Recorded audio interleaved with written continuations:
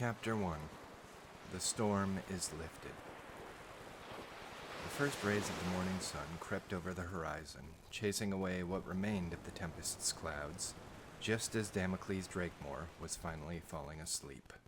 The whole affair had kept him awake for the better part of the evening, tossing and turning all the while in his meager bed, which he'd already gone to in a foul mood. His magic made lighting the flame a trivial matter even in the midst of a tempest, but the wind and rain still soaked him through and chilled him to the bone. Blasted storm came out of nowhere, the wizard grumbled aloud from beneath his blankets in his gravelly baritone. Now it decides to leave me in peace, and I need to get up. For a while, Damocles just laid there, his bulky frame bowing the legs of the bed and his feet sticking well over the end of the meager arrangement. Most wizards weren't 7 feet tall, and fewer still weighed 18 stone, so the billet the Academy had furnished for his post wasn't done so with someone his size in mind. There was the option to submit a requisition request for more suitable accommodations, but to him it seemed a trifle that would distract from more important matters. Plus, he'd gotten used to it over the years. Most wizards at his level in the organization would raise holy hell in his circumstances, but Damocles was made of different material components than most of the wizards back at the Academy. Academy wizards mostly came in 2 packages, doughy and soft, or reed thin and fragile as parchment. Damocles seemed more like the farm boys who worked the fields beyond the city walls.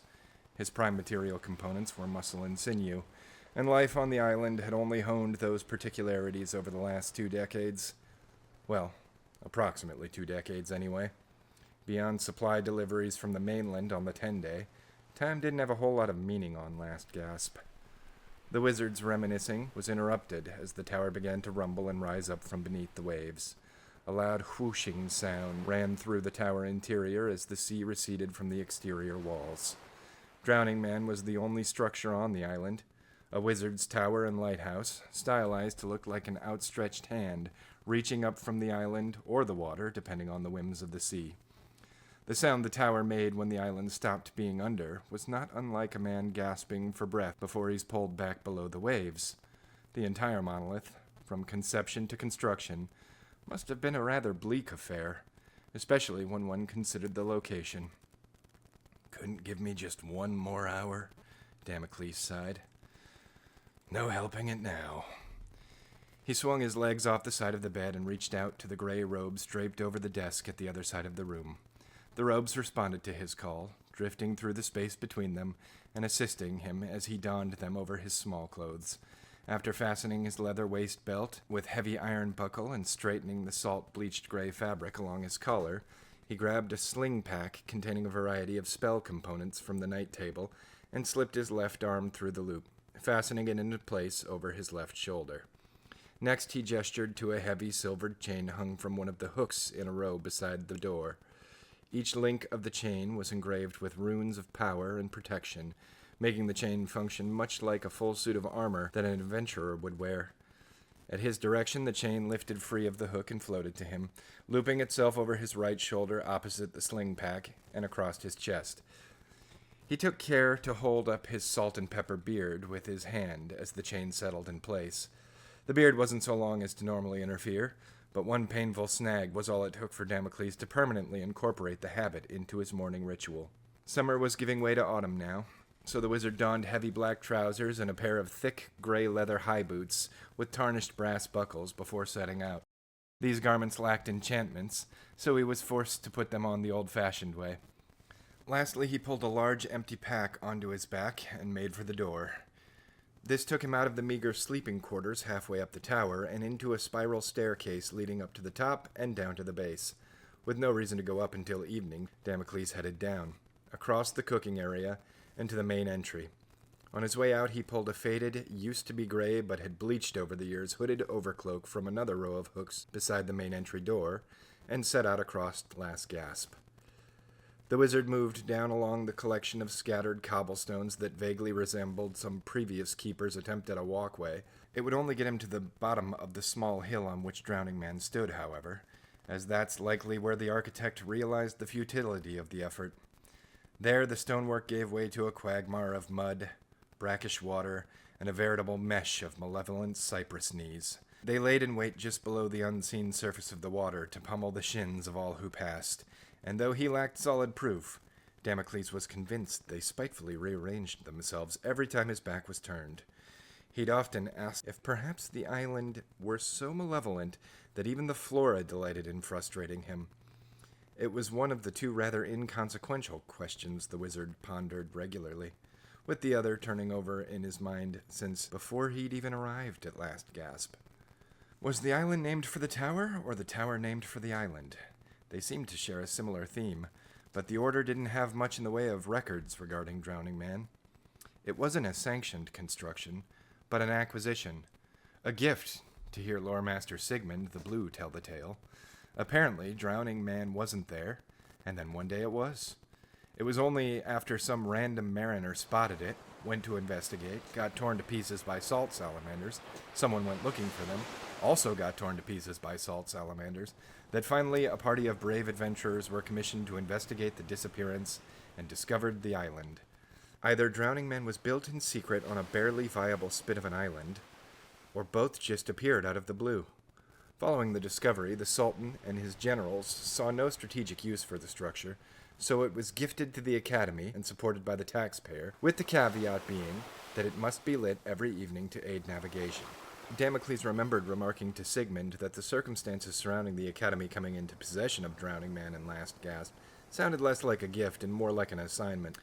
The old lore master had agreed with the sentiment, but noted that from time to time a neutral entity operating in multiple kingdoms across the continent has to make a few concessions so that those in power are allowed to believe that they are also still in control. Were the scattering of nations across Dane and Rem to worry at the Academy's power and ambitions, a small army of armies might well come knocking.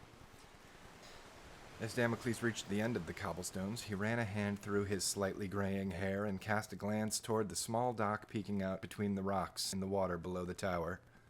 Still no ship, which more pointedly meant still no supplies.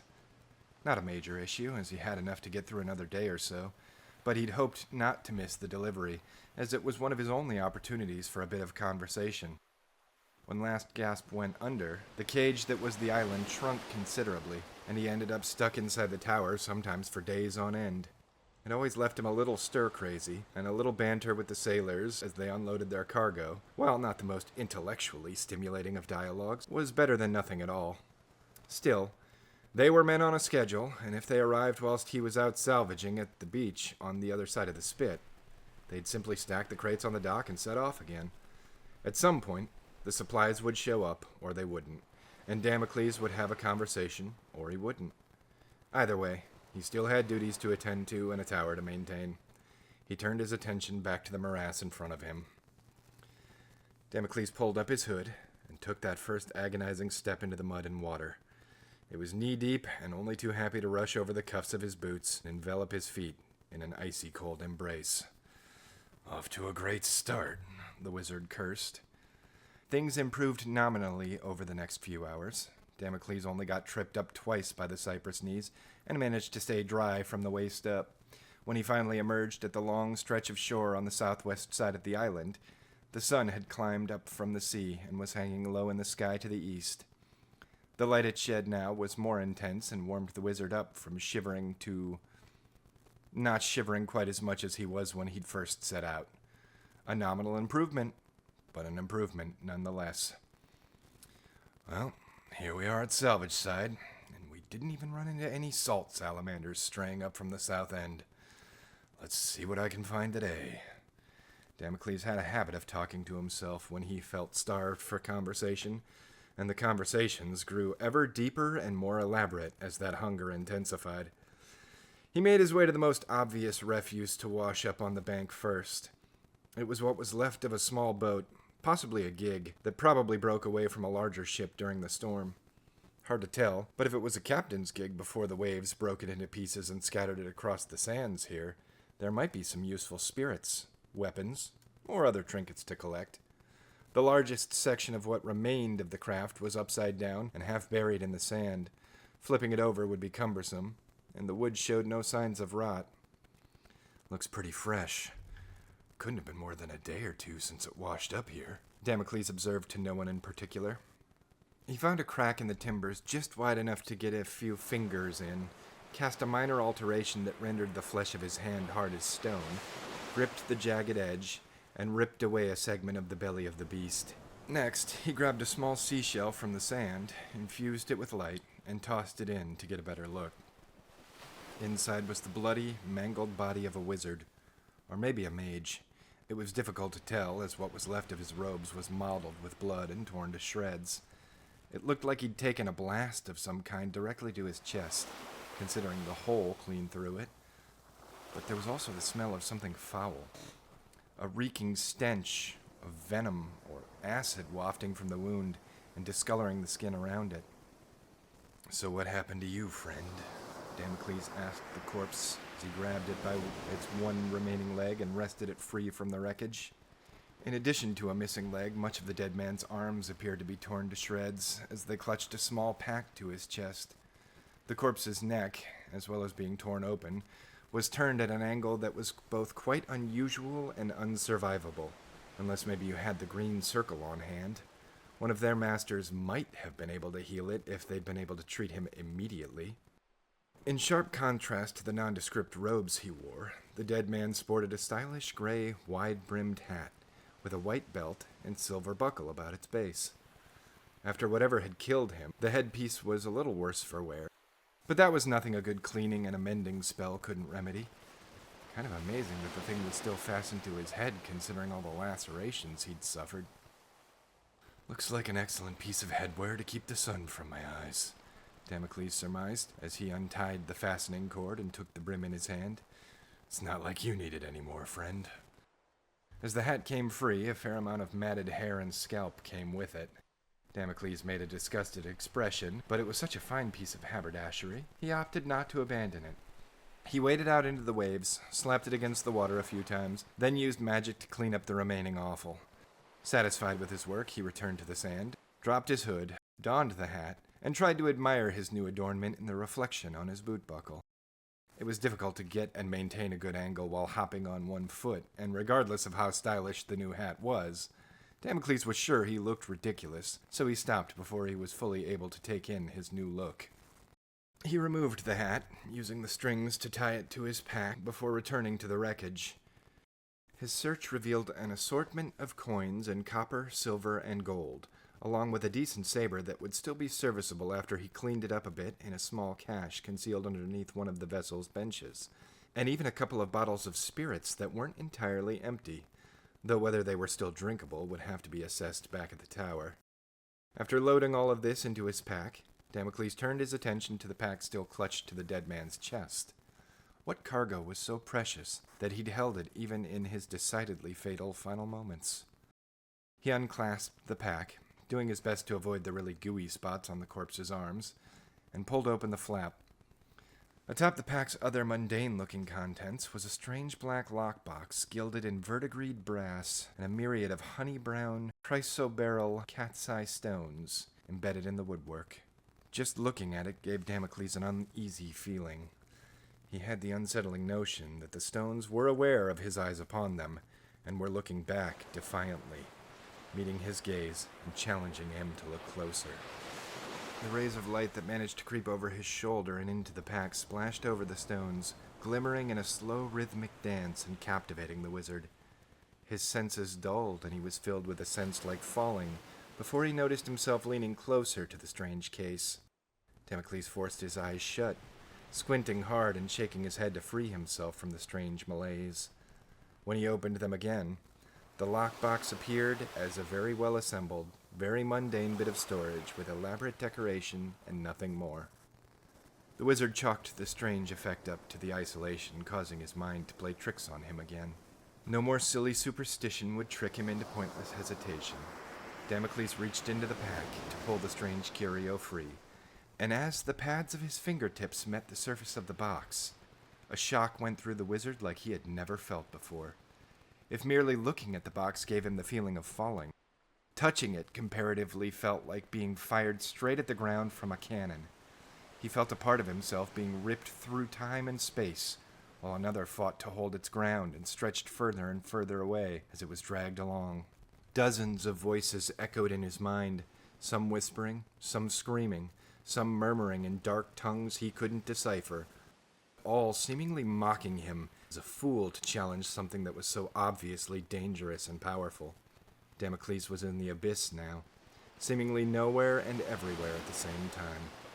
His being felt condensed down to the smallest grain of sand in one moment and stretched out across all the largest oceans the next. The tumbling state of his sentience made focusing his thoughts impossible. Everything came as an abstract or a passing fancy and scattered into a haze in the same instant, inscrutable and incorporeal.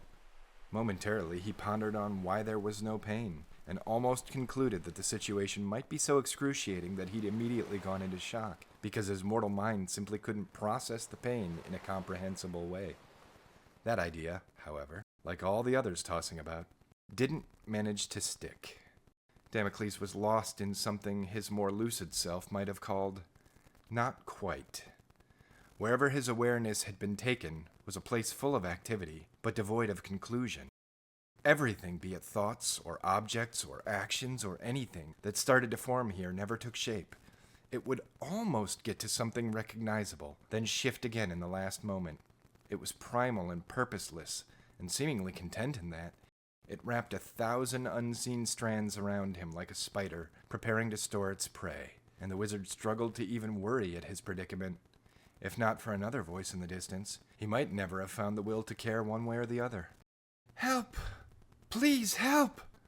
That voice was different from the insane, monstrous vox choir that wailed for his attention. His focus stretched back to him in a rush, and the wizard was baffled to see the sun setting. It was halfway beneath the waves out to the west already, and Damocles was sure it hadn't even reached its apex when last he checked. This box he was holding, had he been holding it before? Seemingly just erased the better part of a day. He thanked his lucky stars last gasp hadn't got under while he was in whatever state that was. "Master Drakemore, help me, please!" a young woman cried out to him. Damocles turned back toward the cypresses to see an elven woman in student's robes scrambling forth across the sand, with one of the biggest salt salamanders he'd ever witnessed erupting from the trees right on her heels. The desperation was clear in the elf's voice as she screamed, "I don't want to become one of Lore Master Sigmund's drowning man stories." Damocles struggled to shake off the last of his confusion and call to mind the words he'd need for this situation, but the obscuring mist stubbornly clung to his thoughts. He shook his head and tried to refocus, and watched in horror as the salt salamander finally caught up to the elf and swiped at her with one of its huge claws. She spun and conjured a shield of raw ether, just barely managing to turn the full strength of the blow, but the lack of time to properly shape the spell, and the sheer brutality of the beast's attack, shattered it. A portion of the strike still connected with the poor girl and sent her crashing toward Damocles.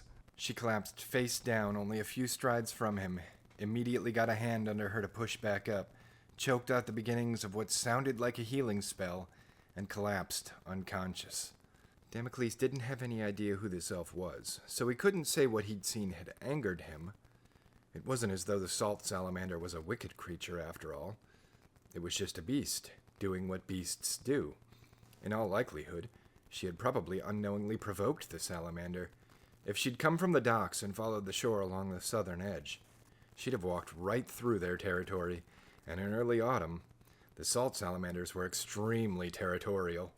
They always appeared in great numbers around this time of year to spawn and bury their eggs in the swamp mud at the southern tip of Last Gasp.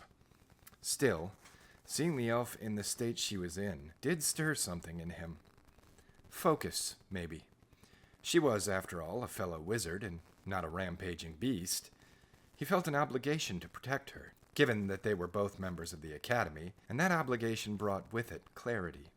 The words of power finally started to flood back into his mind. Damocles chanted the words, and arcane power gathered around him as he stepped forward. He removed a petal of a purple nightshade flower from his pack of material components, bit down on it, pointed at the approaching salamander, and whispered, "Somnum," to finish the casting. The air around it distorted in waves as the beast tried unsuccessfully to pull up and evade the spell of somnolence. Waves of exhaustion instantly hammered its mind. and in less than a 5 count, it collapsed in the sand, overcome by the magically induced torpor. Were it any other day, Damocles would simply slip away in the minutes that the salt salamander was neutralized, but there was a passed-out elf and the fresh corpse of another wizard here, so he had to kill the amphibian before the spell broke and the rampage resumed all over again. From his sling pack, he produced a small vial of topaz dust. He uncorked the vial and sprinkled a pinch over his hand as he chanted another spell. The words were incomprehensible and sounded almost like two voices talking at the same time, and as the power gathered, his hand began to spark and crackle. Jagged lances of lightning danced all across his palm as he stood over the sleeping beast. Damocles clenched his sparking fist, squeezing all the topaz dust into the center before reaching down, grasping the top of the salamander's scaly skull, and discharging an entire tempest's worth of lightning into its brain. Next, he produced a clear cut stone from one of the pockets in his robes, and placed it atop the corpse. He spoke the activation word, and the salamander's body disappeared, successfully stored inside the stasis crystal. There was no reason to let what the wizard had been told was considered a delicacy to the wealthy nobles back on the mainland go to waste, after all. Next, he walked over to the mangled corpse of the wizard who'd washed up on the shore. "Sorry, friend. I don't have time to render you proper burial rites at the moment, but I'll try to figure out what to do with you later," Damocles promised the dead man as he pulled another stasis crystal from his pocket. He placed it atop the dead wizard in similar fashion to the salamander, and noticed a small clasp in his hand. The corpse must have been holding it against the lockbox before. It looked like the clasps adventurers commonly wore to mark their party and what company they were with. Damocles took the clasp and inspected it more closely. A small, sage-colored rectangle on a bed of silvery leaves. Carved atop the rectangle was a simple leaf emblem. The emblem reminded the wizard of the stamps foundry workers put on ingots to denote which foundry they came from before they were shipped out. Beyond that, he didn't recognize the crest, and it didn't offer anything further. He decided to hold on to it on the off chance it would help identify the man, and so placed the bauble in one of the many pockets in his robes. With that done, he spoke the activation word and stored the dead wizard's body in the same way he'd done with the salamander. There were some ethical concerns about using stasis crystals on sentient creatures, but no such concerns were ever voiced over corpses. Now all that remained to deal with was her. Damocles gave the unconscious elf's cheek a few light slaps. "Hey," he prodded. "Hello, young lady. It's time to wake up. We're already losing the lights, so I'm going to need you awake for the journey back to Drowning Man." The poor girl's robes were soaked, muddy, and tattered after her mad scramble through the swamp, and the exposed portions of her face and hands were likewise riddled with scratches and bruises. The keeper's knowledge on magic from the Green Circle was limited, so there wasn't much he had to offer in the way of help. Most of his spellcraft from that field was aimed at improving longevity and resilience or staving off wood rot, and was used for preservation of lumber. Repairing the living tissue of a still-breathing creature, and a sentient one in this case, was a far more delicate and involved skill that he hadn't had many opportunities to develop on Last Gasp. "Wake up," he insisted again as he looked to the setting sun. "I can't carry you and channel a spell at the same time, and we'll trip over every gnarl and root between here and the tower if I'm not lighting the way. I need you on your feet." Damocles returned his attention to the unconscious woman. Even her chestnut-brown hair with characteristically elven streaks of vibrant mossy green was soiled with mud. Damocles tried in vain to stay focused on her face as he coaxed her back to consciousness. The damage to her garb didn't expose anything obscene, but in high enough society it might make the rounds in the rumor mill and even elicit the odd, breathy declaration of "scandalous" that the teetotalers were so fond of punctuating for dramatic effect. Despite his best efforts, Damocles kept catching his eyes trying to wander. Unable to overcome his baser instincts, the wizard turned away, instead shifting his attention to inspecting his visitor's conduit. The staff was still intact, which was reassuring considering the attack she'd suffered. The ornately carved length of waxwood with stylized briar relief up and down its length, despite its delicate appearance, was a fine and durable conduit, probably masterwork by wizard standards. It even had raw emerald inlays all along the engraving to create the effect of tiny leaves. It would be a shame to see her neglecting such a tool. The Drakemore wizard meticulously cared for his own staff, a gnarled branch of black oak with a fire opal topper wrapped in a silver basket, itself crafted to look like wavy strands of white flame encapsulating the stone, and stored in a pocket dimension, attuned to one of the runes on his silvered chain. With nothing more than a thought, he could summon it to his hand, though he rarely had reason to, beyond for the lighting of the tower flame. Having finished analyzing the implement, Damocles placed the staff on the sand beside her. A brief fluttering of her eyelids in response caught his attention, and signaled that she was finally starting to come to. He nudged her shoulder in the hopes of coaxing the process along. With a groan, she turned to her side and took her staff in hand. Damocles backed off a step, just in case her rather rude return to consciousness caused her to lash out. She didn't, instead opting to use the staff for balance as she got to her feet and tried in vain to dust off all the sand. It was unlikely that even magic could save her garments with how far gone they were at this point.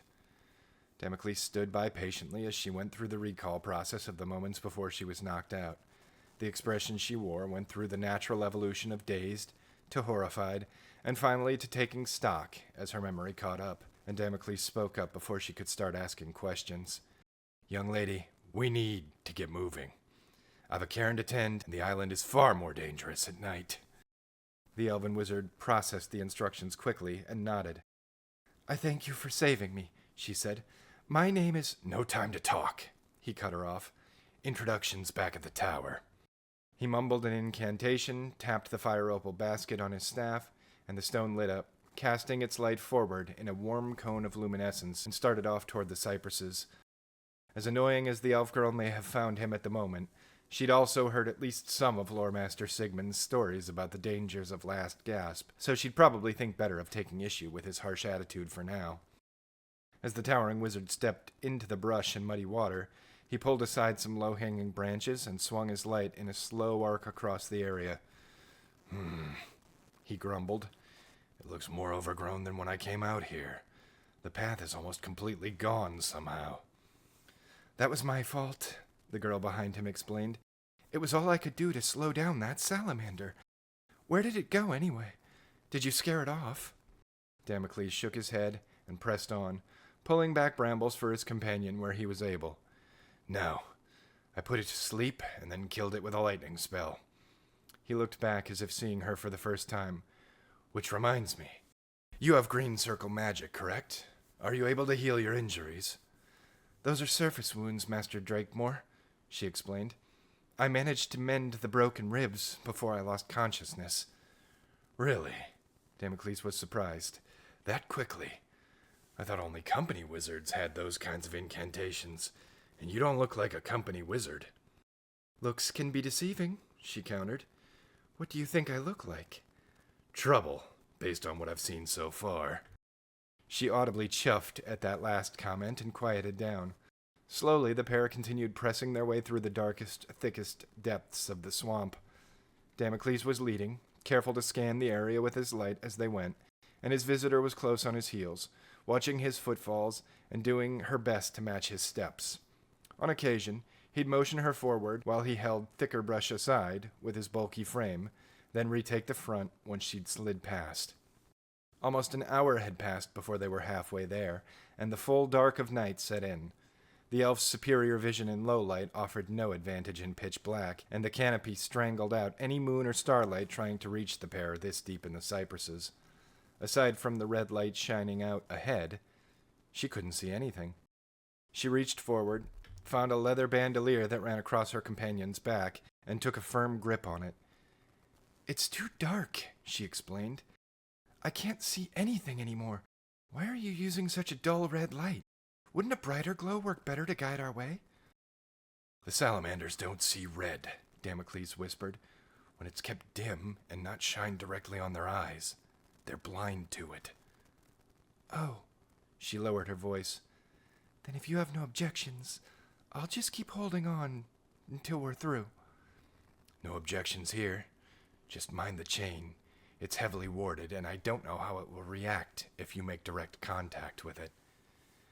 Your wards should only activate against those you perceive as aggressors, she observed. Do you view me as an aggressor, Master Drakemore? He gave her a quiet little chuckle in response. An aggressor? No, not at all. But we've only just met, and you did put me in the path of a giant salt salamander. At the very least, I'm having trouble shaking the notion that you're dangerous. Intentions aside. The clipped false starts to her response as she pulled along behind him made the elf's aggravation almost palpable. As she tried and failed several times to justify herself, she ended her protestation by simply saying, You've got some nerve, Keeper. The rest of their journey continued in silence. It took the better part of another hour to finally find them at Drowning Man's door. Stacked beside the entrance were a fresh shipment of supply crates that hadn't been there when Damocles left. This girl must have come aboard the supply ship on a one-way voyage, or she'd been left behind when she didn't return in short order. The supplies could wait, however, as he was past due to light the cairn. I'm going up top, Damocles said matter-of-factly. There's only one quarter, and there's only one bed. It's mine, but you're welcome to it any time I'm not using it. The main floor here is a common area. We can handle introductions and discuss your arrangements shortly. I have a few extra sets of robes if you need clean garb, but it'll take quite a bit of tailoring to make them fit. For now, I have to tend the flame. She followed as he opened the door to the tower and headed in. I have spare robes. Damocles noticed her conjure a large leather pack from an extra-dimensional space as he started climbing the spiral stair along the tower wall. As he was just passing out of sight of the common room, where the entrance to his quarters was, he heard her call after him. May I observe the keeping ceremony once I've changed, Master Damocles? He called back, It makes no difference to me as long as you don't get in the way. I'm Tessa, by the way, she sighed. Tessa Morningdew. Not that it seems to matter all that much to you. Damocles felt a pang of guilt when he heard her say that last bit. She probably didn't think he was still in earshot, but Drowning Man was a quiet place. Even the slightest sound had a way of traveling through the whole of the tower with ease. He'd have to come up with some way to make amends after he tended to his duties as keeper. He entered the storage room just below the top of the tower. It was a clutter of shelves, arcane workbenches with enchanted cutting tools, and stacks of firewood engraved with mystic runes. The runes made the wood burn longer and brighter than normal fuel, and the enchanted tools cut logs with ease and infused stored magical energy into the runes as they were carved. The keeper had an ample supply of firewood tonight, though, and wouldn't need to prepare any fresh logs. He gathered up a bundle's worth of cut wood, lashed it together with a sturdy length of twine, slung it over his shoulder, and headed out to the palm. Access to the top of the tower, or the palm, since the entire structure was built to appear as an outstretched arm holding aloft a flame, was just a few steps up through a cleverly concealed cellar-style door built close to where the hand joined the wrist. In the center of the palm, Drowning Man held a cairn of stones so large that another set of stairs was the only way to reach the top, even for a 7-foot-tall wizard. Damocles climbed that stair as well, and began the task of stacking the wood. Afterward, he'd returned below to retrieve another bundle, and found Tessa inspecting the space. She'd washed her face and cleaned off the worst of the dirt from her travels, but didn't appear to have wasted a great deal of time grooming. Additionally, she'd changed into a set of pale green robes with hunter green stitchwork at the seams, and tied her hair up with a length of silvery white ribbon. Her emerald eyes stood out in stark contrast to the ensemble, and seeing her now like this stopped Damocles in his tracks. She was gorgeous. A few moments passed in silence before Tessa finally asked, Is something wrong, Master Damocles? Damocles snapped out of his momentary stupor. No, nothing at all. It's just that earlier you were wearing student's robes. Those look more akin to something from the Green Circle. You are right on both counts, Master Damocles, Tessa admitted. It is a long story, however, so perhaps I could assist you with your work before I tell it? I'd welcome the help if you're up to the task. No offense, but I can't picture academy types performing manual labor like this. She smiled, putting a hand on her hip as she replied, Nor could I, but neither one of us is much like the wizards back at the academy, if I haven't missed my guess. If we were, that's probably where we'd be right now.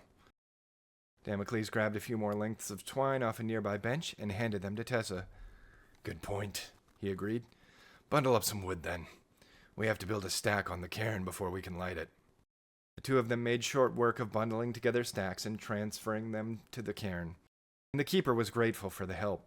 Normally it took him several trips to build up the stack for the night's fire, but between himself and Tessa, they'd only needed 3. She helped with bundling and carrying the firewood, and even had ample knowledge to help build the stack. Academy wizards were just as like to pile the wood randomly without any regard for or realization of the importance of placement. Thanks to her help, Damocles was ready to commence the lighting ritual much more quickly than if he'd had to do it alone. With a touch of fire magic, he transformed the benign stack of wood into a raging bonfire. It blazed atop the cairn, and even now could probably be seen for miles, but lighting the flame was the most mundane portion of the keeper's ritual. He started the arcane gestures and incantations to initiate the magic that set a keeper's cairn apart from an ordinary lighthouse flame.